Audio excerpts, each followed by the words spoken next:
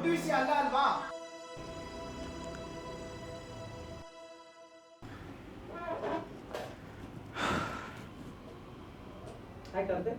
Hi sir. ರೆಡಿನಾ? ಹಾಂ sir, ready. Camera ನೋಡ್ಕೊಂಡು ಮಾತಾಡಿ. ಇಲ್ಲ ಸರ್. ಹಾಂ, ಓಕೆ. ಓಕೆ.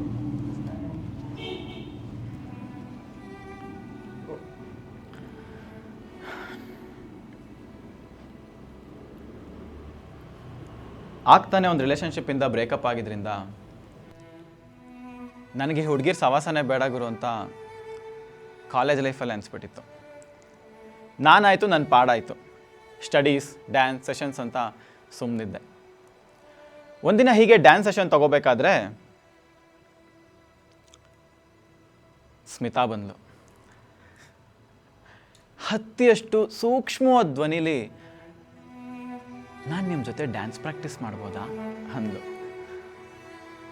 ಆ ಧ್ವನಿನೋ, ಆ ಕಣ್ಣೋ, ಅಥವಾ ಅವಳಲ್ಲಿದ್ದ ಸರಳತೆನೇ ಏನೋ ಗೊತ್ತಿಲ್ಲ, ಬೆಟ್ಟದ ಸೈದಿದ್ದ ನನ್ನ ಹಾರ್ಟಿನ ಬೀಗ ಮೋಡ್ಗಳ ಥರ ಕರ್ಗೋಗ್ಬಿಡದ. ಥೋ, ನಮ್ಮ ಹುಡುಗರ ಜನ್ಮನೇ ಇಷ್ಟು ಅಂತ ಅಂದ್ಕೊಂಡು ಸುಮ್ಮನಾದೆ. ಡ್ಯಾನ್ಸ್ ಮಾಡ್ತಾ ಮಾಡ್ತಾ ಫ್ರೆಂಡ್ಶಿಪ್ ಆಯಿತು. ಆಮೇಲೆ ಪ್ರೀತಿನೂ ಆಯಿತು. ಹೋಗ್ತಾ ಹೋಗ್ತಾ ಯಾಕೋ ಈ ಹುಡುಗಿ ಬರೀ ನನ್ನ ಪ್ರೀತಿ ಭಾಗ ಮಾತ್ರ ಅಲ್ಲ, ನನ್ನ ಜೀವನದ ಭಾಗ ಕೂಡ ಅನ್ನಿಸ್ತು. ಧೈರ್ಯ ಮಾಡಿ ಪ್ರಪೋಸ್ ಮಾಡಿದೆ. ಪುಣ್ಯ ಒಪ್ಕೊಂಡ್ಲು. ಇಬ್ಬರಿಗೂ ಒಳ್ಳೆ ಕೆಲಸ ಇದ್ದಿದ್ದರಿಂದ ಮನೆಯವರು ಒಪ್ಕೊಂಡ್ರು. ಆಮೇಲೆ ಮದುವೆ.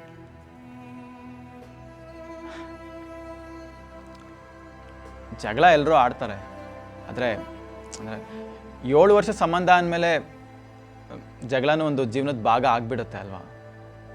ಬಟ್ ಹೋಗ್ತಾ ಹೋಗ್ತಾ ಸೈಲೆಂಟ್ ಟ್ರೀಟ್ಮೆಂಟೇ ಜಾಸ್ತಿ ಆದಾಗ, ಒಂದೇ ಮನೇಲಿದ್ದರೂ ಇಬ್ಬರು ಮುಖಕ್ಕೆ ಮುಖ ಕೊಟ್ಟು ಮಾತಾಡದೇ ಇದ್ದಾಗ ತುಂಬ ನೋವಾಗುತ್ತೆ. ಆಗ್ತಾನೆ ಇಲ್ಲ, ಜಗಳ ಮಾಡಲೇಬೇಕು ಅನಿಸ್ಬಿಡತ್ತೆ. ಅಂಥ ಟೈಮಲ್ಲಿ ಮನೆ ಬಿದ್ದೋಗೋ ರೇಂಜಿಗೆ ಜಗಳ ಆಡ್ತಿದ್ವಿ. ಅಷ್ಟು ಮೆಚೂರ್ ಇದ್ದಿದ್ದ ಸಂಬಂಧ ಬ್ಯಾಕ್ ಸೀಟ್ ತಗೊಂಡು ನಿಜವಾದ ಜೀವನನ ಮಾತಾಡೋಕ್ಕೆ ಅಂತ ಬಿಟ್ಟಾಗ, ಇದು ನಾನೇನಾ? ನಾನು ಹೀಗೆಲ್ಲ ಆಡ್ತೀನ? ಆ್ಯಂಡ್ ಅದು ಅವಳೇನಾ? ಅವಳು ಹೀಗೆಲ್ಲ ಆಡ್ತಾಳ ಅನ್ನಿಸ್ತಿತ್ತು. ಹೀಗೆ ಕೇಳ್ಕೊತಾ 3 ವರ್ಷ ಕಳೆದು,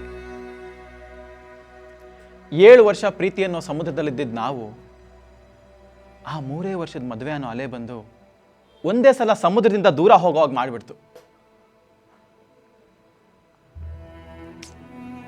ಒಂದು ಪೀಕ್ ಪಾಯಿಂಟ್ ಹೋದ್ಮೇಲೆ ನಮಗೆ ಗೊತ್ತಾಗ್ಬಿಡುತ್ತೆ, ಒಂದು ಅಲ್ಲೇ ಇದ್ಕೊಂಡು ಒದ್ದಾಡ್ತಿರ್ಬೇಕು, ಆಗ ನಾವು ನಾವಾಗಿರಲ್ಲ. ಅಥವಾ ಅಲ್ಲಿಂದ ಈಚೆ ಬಂದು ನಾವು ನಾವಾಗಿರೋ ದಾರಿ ಕಡೆ ಹೊರಡಬೇಕು. ಈಗ ನಾನು ಅದೇ ಮಾಡ್ತಿದ್ದೀನಿ. ನಾನಾಗಿರೋ ದಾರಿ ಕಡೆ ಹೊರಟಿದ್ದೀನಿ